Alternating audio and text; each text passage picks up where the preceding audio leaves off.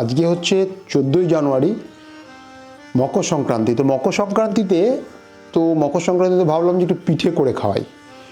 পিঠে করব তো গিন্নি বাড়িতে নেই, গিন্নি পিত্রালয়ে। তো গিন্নি যখন বাপের বাড়ি চলে গেছে, এটা একটা সুযোগ। মানে গিন্নি থাকা অবস্থায় আমার কিন্তু রান্নাঘরে ঢোকার পারমিশন থাকে না।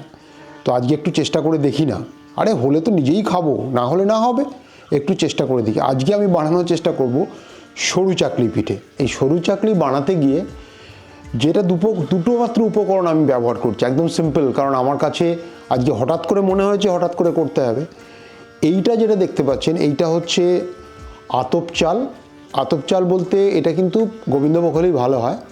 এই আতপ চাল আমার নিজের যতটা পরিমাণ মতো, এই 1 কাপের মোটামুটি 3/4 মতো আমি আতপ চাল নিয়েছি। আর এইটাতে হচ্ছে বিউলির ডাল। বিউলির ডাল নিয়েছি, যতটা আতপ চাল নিয়েছি তার অর্ধেক পরিমাণ। এই দুটোকেই কিন্তু আমি সকালবেলা অফিস যাওয়ার আগে কিন্তু ভিজিয়ে রেখে গেছিলাম।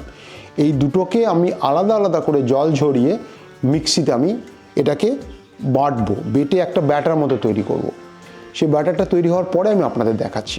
তো এইবার আমার মিক্সিতে আলাদা আলাদা করে চাল এবং বিউলির ডালটাকে, যেগুলো আমি ভিজিয়ে রেখেছিলাম, সেগুলোকে মিক্সিতে ভালো করে একটু পিষে নিলাম। পিষে নেওয়ার পরে মোটামুটি আমার যে ধরনের এর কনসিস্টেন্সিটা এলো, সেটা হচ্ছে এই রকম। এর সঙ্গে অল্প একটুখানি আমি শুধু নুন দিয়েছি, একদম সিম্পল করতে চাইছি, নুন দিয়েছি এটা।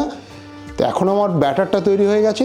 এইবার আমরা এটাকে ভাজার কাজ করব। চলুন, ইন্ডাকশানটা একটুখানি গরম করে নিয়ে এখানে একদম নামমাত্র আমি একটু তেল দেব,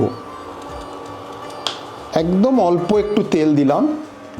তেল দিয়ে একটুখানি তেলটাকে পুরো যে প্যানটা আর কি, সেই প্যানের চারপাশটাতে আমি একটু ছড়িয়ে দিলাম তেলটাকে, যাতে মাখিয়ে নিলাম আর কি।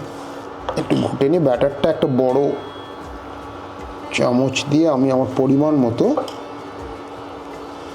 যেরকম করতে চাই আর কি, যেরকম সাইজের, সেরকম একটু গোল মতন করে দেবো। হ্যাঁ, এই যে একটা ফুটো ফুটো মতন হচ্ছে জিনিসটা, একটু দেখাই। এই আমি জানি না কতটা, এই যে একটা ফুটো ফুটো মতন জিনিসটা হচ্ছে, তার মানে হচ্ছে ওর ভেতরের যে ফার্মেন্টেড যে ডালটা ছিল, সেখান থেকে গ্যাসগুলো বেরিয়ে যাচ্ছে বলে জিনিসটা ফ্লাফি হবে। এটা মোটামুটি প্রায় হয়ে এসছে। এটাকে উল্টে দিয়ে দিকটাতে, বাহ, সুন্দর আসছে। শুধু আঁচের ব্যাপারটা একটু খেয়াল রাখবেন, মানে সেটা করতে করতে আপনি অভ্যস্ত হয়ে যাবেন। আঁচটা মানে যেন পুড়ে না যায়। মানে বেসিক পারপাসটা হলো সমানভাবে হিটটা গোটা যে জিনিসটা তার মধ্যে লাগবে, যাতে প্রত্যেকটা পার্ট আর কি সমানভাবে এটা মানে ভাজাটা হয় আর কি, হিটটা যাতে প্রত্যেকটা পার্টে যায় আর কি। আর এটা খাবো কিসের সঙ্গে? এটা খাবো হচ্ছে সরু চাকলি পিঠের নিয়ম নয়, মানে ভালো লাগে যদি খেজুরের গুড় পাওয়া যায়। সরু চাকলিটা, এই যে এখন আমি সরু চাকলি সঙ্গে কী দিয়ে খাবো এটা দেখাই। এই যে হচ্ছে খেজুরের গুড়, এই খেজুরের গুড় দিয়ে ঝোলা গুড় দিয়ে সরু চাকলি খেতে থাকি। জমে গেছে পিঠে পর্ব আমার। আজকে দেখি কেমন হয়েছে।